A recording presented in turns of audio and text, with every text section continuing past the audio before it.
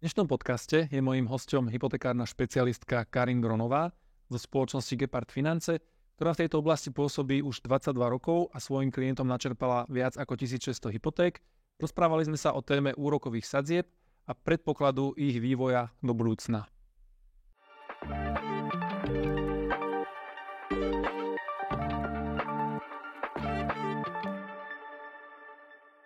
Ahoj Karin. Ahoj.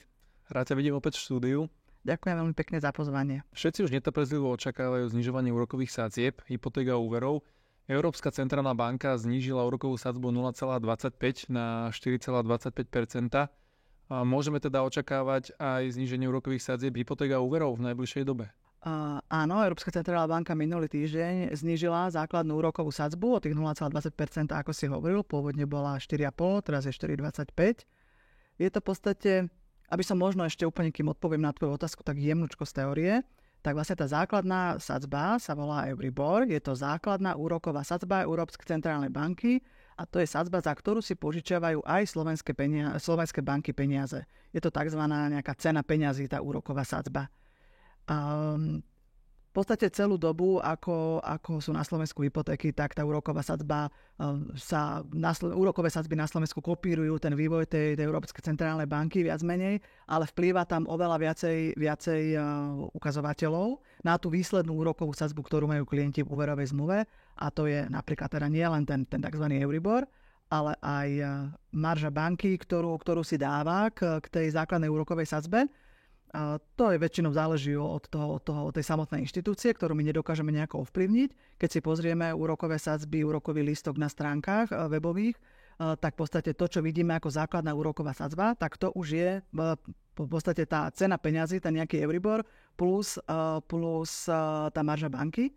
Potom sa ešte tá úroková sadzba ďalej nám nejako môže navyšovať od úrokovú sadzbu, ako keby rizikovú maržu toho samotného klienta pri schvaľovacom procese. A to samozrejme záleží od tej bonity toho klienta, to už v podstate do toho nejak ako je rozhodnutie vždy banky, ako bude schvaľovať toho klienta. No a tá úroková miera potom ďalej, alebo úroková sadzba výsledná, ktorá sa potom ďalej zverejňuje v tých našich úverových zmluvách, má ešte ďalší taký atribút, že treba si uvedomiť, že v podstate my nemáme slovenské banky. Okrem teda by som úplne bral Penta a 365 viac menej tam majú veľký slovenský kapitál a všetky ostatné banky, nie Slovenská sporičania, VUB banka, nie sú slovenskými bankami, takže tam ešte ďalší vplyv majú aj nejaké materské banky, ktoré teda dávajú nejaký príkaz tým svojim dcerským spoločnostiam, teda ako majú určovať tie úrokové sadzby. Ten Euribor sa určuje, každý si vie pozrieť na stránke Európskej centrálnej banky, sa určuje v nejakých takých, že mesačný, trojmesačný, 6-mesačný, ročný. Vo väčšine bank, myslím, že asi vo všetkých, sa tá úroková sadzba odvíja od toho 6-mesačného Euriboru, ktorý je teda teraz tých 4,25%. Vieme si to veľmi ľahko overiť, že tu rozprávame úplne presné čísla. No a teraz v podstate to záleží všetko aj od nejakého takého vývoja celej tej globálnej ekonomiky a myslím si, že už aj tí naši mladší kolegovia alebo mladší teda klienti už začínajú si uvedomovať, že tá globálna ekonomika už nejako vplýva aj na tie naše peňaženky a že teda už nemôžeme sa tváriť, že je to len niečo toho, o čom sa hovorí v televízii. Od roku 2011 do roku 2022 bola základná úroková sadzba 1% a menej. Následne počas jedného roka narastla až na 4,5%. V rámci tejto otázky si ukážeme na videu aj graf, aby si to klienti vedeli lepšie predstaviť. Čo spôsobilo takto rýchly a prudký nárast? No v podstate, ako som spomínala, že ten vývoj toho Euriboru naozaj kopíroval tie naše úrokové sadzby a aj svedčí o tom teda tie čísla na tom grafe. Naozaj teda je vidno, že tie úrokové sadzby v podstate dlhodobo klesali. Jediný výkyv tam máme, keď bola kríza 2008-2009, čo si naši klienti mladší hlavne nemusia úplne pamätať. Vtedy v podstate, ja sama mám hypotéku 20 rokov, takže viem, že mi začínala niekde na 8% a postupne klesala. A tam bol teda v tom ten výkyv, keď bola tá hospodárska kríza, to znamená taký nejaký klasický cyklický vývoj. No a čo na to vplýva, tak naozaj, že tam ten skok bol obrovský. Takže tam trošičku zase, jak som spomínala v predchádzajúcej odpovedi, tá globálna ekonomika jednoducho nás ovplyvňuje. A keď zoberiem teda, že od toho roku 2019 úrokové sadzby naozaj klesajú, a klesali, čo to bolo spôsobené? My sme mali do roku 2019 jedného guvernéra Európskej centrálnej banky, odvtedy máme teda guvernérku Európskej centrálnej banky, ktorá nastúpila v septembri 2009. No a Keď sa vrátim ešte pred tým 2009, keď sme teda tie úrokové sadzby mali, dokonca bola taká absurdná situácia, že boli mínus 0,4%. To znamená, aby si to ľudia vedeli predstaviť. Ja neviem, napríklad VUBčka si požičiavala do Európskej centrálnej banky peniaze a vlastne ešte Európska centrálna banka jej platila úrokovú sadzbu 0,4%. Čo ja ako ekonóm považujem za absurdné, ale proste tak fungoval ten trh. Takže ten predchádzajúci guvernér, nemyslím si, že to bolo nejako... Bol to taký projekt, by som to nazvala, že vlastne snažili sa znižovať hodnotu peňazí, aby sa lepšie točili v ekonomike peniaze. Tak som hovorila teda, že tá úroková sadzba nám tvorí tú cenu peňazí. No a vlastne sa snažili zvyšovať konkurencieschopnosť ekonomiky európskej, hlavne teda porovnáme sa s americkou ekonomikou. Takže ten projekt od začiatku nebol úplne úspešný a bol aj dlhodobý preto, lebo proste sa niekto snažil stále nejak presadiť ten svoj názor, teda, že to bude mať nejaký zmysel. Mne je to strašne ľúto, že sa premrhalo to obdobie, keď naozaj sa mohli tieto lacné peniaze využiť. Nie, samozrejme som rada, že na našej hypotéke pre klientov, ale to nebol účel. Nebol účel na to, aby teda boli lacné peniaze všeobecne v ekonomike a ekonomika fungovala a boli nejaké veľké nadnárodné projekty a podobne, čo toto sa nestalo celé roky. Takže ako náhle pani Lagardová, nová prezidentka, teda myslím, že sa to oficiálne volá tá pozícia prezidentka Európskej centrálnej banky, nastúpila v tom septembri, tak ona v podstate, myslím, že dokonca to bolo hneď na druhý deň, kedy zvýšila tú úrokovú sadzbu z tých minus 0,4 na 0. Čo bolo tiež 0,4%, obrovský skok, ktorý nikdy predtým nebol, že všade sa o tom písalo. No a čo sme ešte vtedy nevedeli, prišla korona. Nejako v zápätí. Takže ono v podstate, keby sa nestala pandémia, tak by sme tieto úrokové sadzby tu mali oveľa skôr. Takže vlastne celý ten trh zamrzol na nejaké 2 roky. Takže z toho dôvodu sa ten nástupný, ten razantný nástup v tom roku 22 na jar bol potom o to ešte razantnejšie, že tie úrokové sadzby takto rýchlo stúpali. Takže je to veľmi vidno dobre aj na tom grafe. Je to graf z toho 6-mesačného Euriboru, lebo tie kratšie alebo dlhšie Euribory majú trošičku iný vývoj, tak to je ten Euribor, ktorý si vie každý z nás, hoci ide na stránke Európskej centrálnej banky, alebo keď si dáte do nejaké webky, do vyhľadávača Euribor 6 mesiacov, tak si ten graf viete veľmi ľahko sami aj pozrieť podrobnejšie a sú tam aj presné čísla, tabulkový vývoj. Takže áno, ovplyvňuje nás to. No a teraz tých 4,5% už bol naozaj taký strop, keď už začína byť problém naozaj, že ekonomika sa už brzdí výrazne. Takže preto vlastne teraz prichádzame k tomu obdobiu, keď sa stabilizovala inflácia a tým pádom môžu tie úrokové sadzby postupne začať klesať. Vieš, že nemáš vešteckú gulu, ale skús nám povedať na základe tvojich skúseností, nejakých teda čísiel aktuálnych, aký vplyv bude mať to zníženie Euriboru na úroky slovenských hypoték. Teda štreda by som ju mala, to vždycky hovorím, ale väčšinou sa ma klienti pýtajú teda, že na nejaký ten vývoj a naozaj je to na veštenie, hlavne v tejto dobe, keď síce to zníženie úrokovej sadzby prišlo, ale prišlo vo veľmi zlú dobu. Hej, takže samozrejme, jak som spomínal už viacejkrát, teda vstupujú tu aj tie rôzne globálne vplyvy, ale asi čo je taký najdôležitejší vplyv, ktorý naozaj reálne bude mať nejaký dopad na tie naše peňaženky, ako hovorím, je to, že vlastne Slovensko má úplne najhorší deficit verejných financií zo všetkých krajín. Eurozóna sa porovnáva, kvôli tomu, že sa bavíme o riadení menovej politiky Európskou centrálnou bankou, takže o eurozóne hovoríme a ten deficit máme 6,5%. Druhá najhoršia krajina má 3,2. A ja to celkom rada porovnávam s Chorvátskom, lebo to je taká moja obľúbená dovolenková destinácia. No a keď som sa tak pozerala, teda, že Chorváti majú 0,5% deficit. A ja si osobne myslím, keď tam chodím naozaj už 20-25 rokov, každý rok, a nemyslím si, že tí ľudia sa majú nejako lepšie alebo horšie, a ani na tej krajine to nejako extrémne nie je vidno, takže asi by sa niekto tam mali spoučiť, ako sa dá za nejakých normálneho fungovania riadiť ekonomika na 0,5% deficite. A to v podstate by sme mali mať o nejaké 2 roky vyrovnaný štátny rozpočet, čo je úplne nereálne. Takže aj keď Európska centrálna banka bude znižovať tú základnú úrokovú sadzbu Euribor, predpokladá sa ešte 2-krát tento rok, lebo vždy každý kvartál sa vlastne o tejto veci rozhoduje, tak neznamená to, že o takú sumu, alebo či vôbec sa znížia u nás úrokové sadzby. Práve kvôli tomu, lebo sa už medzi tým tento rok, myslím, že 4-krát zhoršil rating Slovenska. To znamená, že slovenské banky, keď si požičiavajú peniaze na trhu, tak si požičiavajú za horšie úrokové sadzby, ako napríklad rakúske banky, alebo talianske banky a podobne. pretože máme horší rating. Na toto zase vplýva teda nejaký ten globálny názor tej ekonomiky, ale v tomto prípade teda nejaký európsky názor.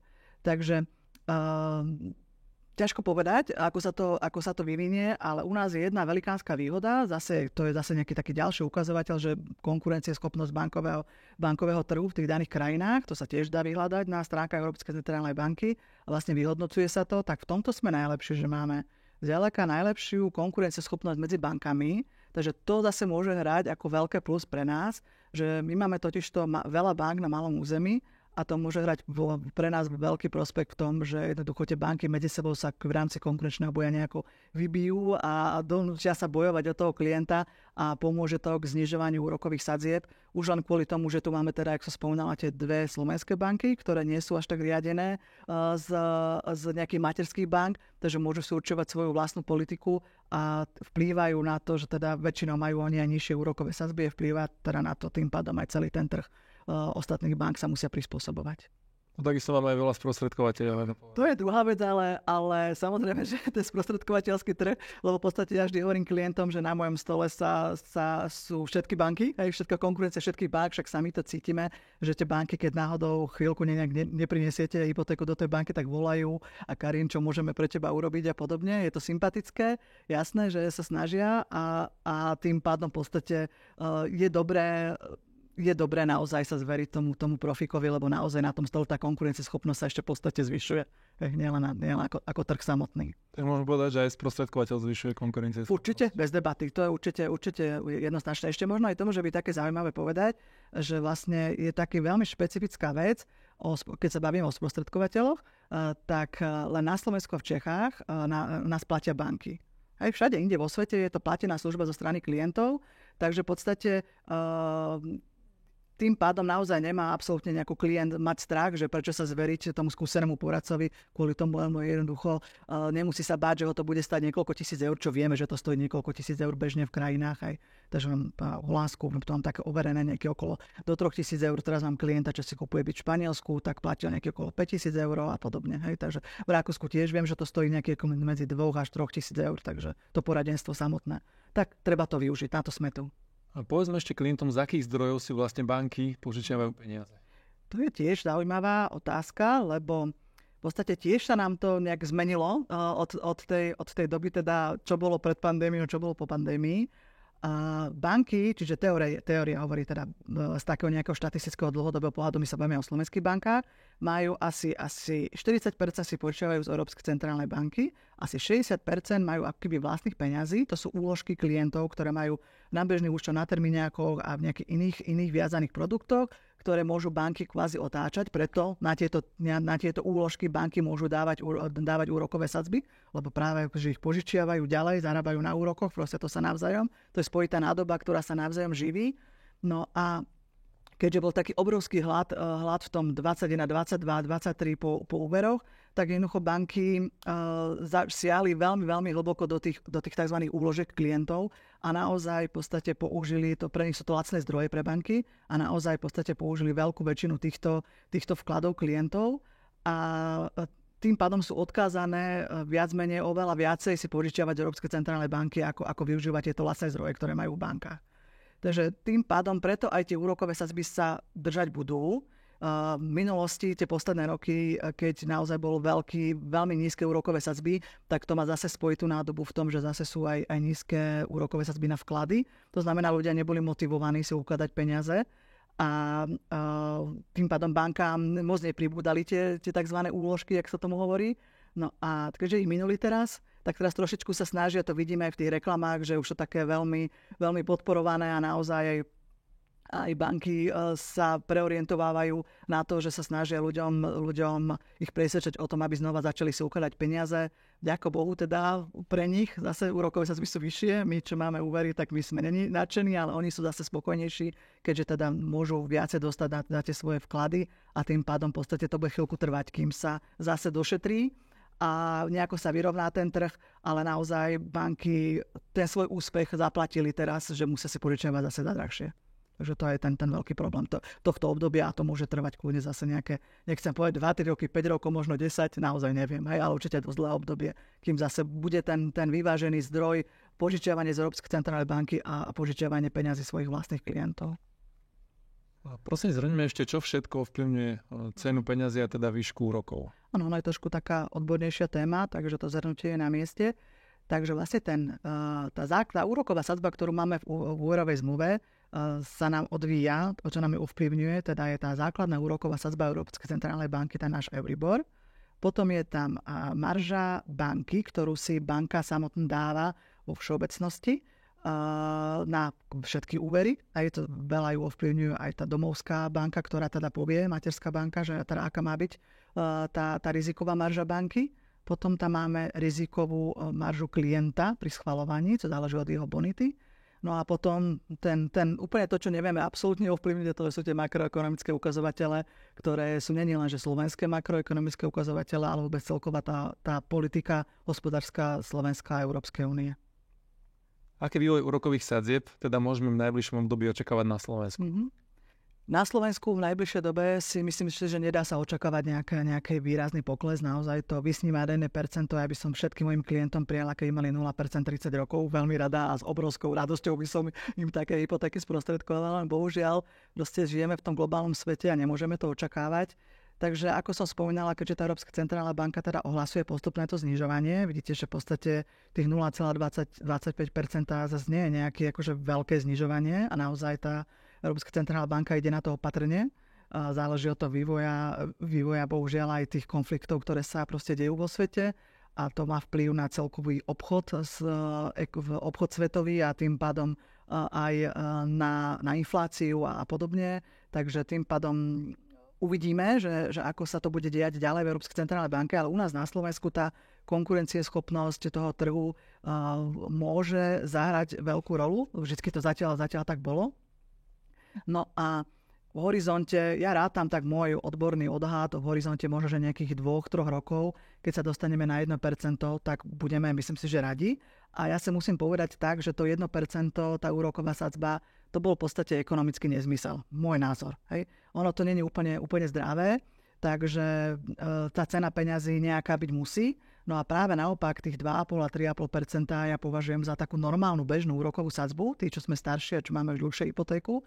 Ja sa tak teším, keď mám takého klienta, že ide, neviem, z jednej nehnuteľnosti do druhej a je povedzme má nejaké 35-40 rokov a pamätá si, pani Grunová, však ja viem, ja som už mal takých 4,5, to už si spomínam a tešil som sa, že tá sadzba ide dole, ale tak čo už, hej.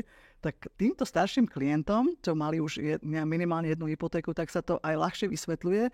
Vedia si predstaviť, že existuje ten cyklický vývoj v ekonomike a že to naozaj má ten vplyv na tú našu konkrétnu peňaženku a tomto globálnom spojenom svete ešte oveľa viac. Takže tá moja predstava je a tá správna predstava, že do nejakých 2 rokov by sme sa mohli dostať na nejaké 3%. Záležať bude od konsolidácie toho verejného dlhu. To bude od toho určite veľmi veľa záležať. Zatiaľ to nevyzerá dobre.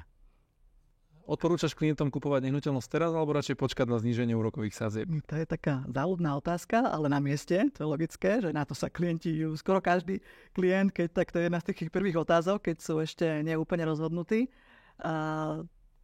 Keď to poviem tak, že zase nejaký ďalší ukazovateľ, nejaké také, že percento ľudí, 96% ľudí na Slovensku býva vo vlastnej nehnuteľnosti, čo je tiež zaujímavé. Napríklad úplne na konci, keď porovnám celú EÚ, tak zase úplne na konci nejaké okolo 47% nehnuteľnosti najmenej, keď to bola taká tabuľka európska, nebola akože nejako eurozóna, tak napríklad Švajčiari vlastne najmenej nehnuteľnosti, len 47%.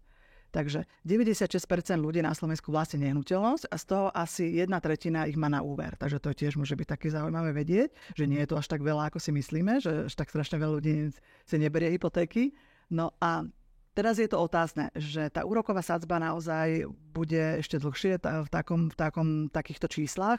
Takže keď niekto chce riešiť svoje vlastné bývanie, tak podľa mňa nie je na čo čakať, pretože zase tie nehnuteľnosti o niečo klesli. To znamená, že mám nižšiu kúpnu cenu, potrebujem menší úver. To znamená, aj keď mám vyššiu úrokovú sadzbu, neznamená to, že to musí byť nevyhnutne zlý obchod. Takže keď pôjdu zase úrokové sadzby dole, tak zase ten trh sa preúpne, zase bude viacej kupujúcich, kúpne ceny nehnuteľnosti pôjdu hore, tak zase už si to pamätáme v tom nejakom 21, 20, keď sa dal trojizbový byt v bratislavskej Petržalke za 250-280 tisíc kúpiť úplne starý panelákový, čo mi prišlo, že úplne šialené. A dneska ho kúpite bez problémov za 200 aj menej. Hej? Takže tie ceny naozaj za tých pár rokov, to boli také špecifické nehnuteľnosti, ktoré šialene vystrelili a potom aj klesli. Takže keď zoberieme teda, že tie ceny nejakých 10%, možno, že ešte o trošičku klesnú, ale to už bude naozaj veľmi kozmetické. Takže podľa mňa nie je veľmi čo čakať a na čo čakať. A hlavne, keď som si napríklad ja sám, a určite to robí veľa ľudí, už len kvôli tomu, že sa to uvádza v úverovej zmluve, že tam sa vypočíta, že sa zoberiete 100 000 a máte nejakú rokovú sadzbu 4,5% a je tam prepočtené, že koľko celkovo zaplatíte za 30 rokov. To znamená, aj teraz títo klienti jednoducho začínajú s nejakou rokovou sadzbou a je tam veľká pravdepodobnosť, že to bude klesať, potom zase kľudne o nejakých 10-15 rokov to bude stúpať. Takže si myslím, moja odpoveď je, že na to vlastné bývanie naozaj nie je na čo čakať. Myslím, že sme klientom povedali veľa zaujímavých informácií. Pokiaľ budú mať nejaké otázky, môžete kontaktovať, necháme aj pod videom tvoje kontaktné údaje. Ja ti ďakujem za super rozhovor a želám ti veľa spokojných Ďakujem veľmi pekne aj na budúce.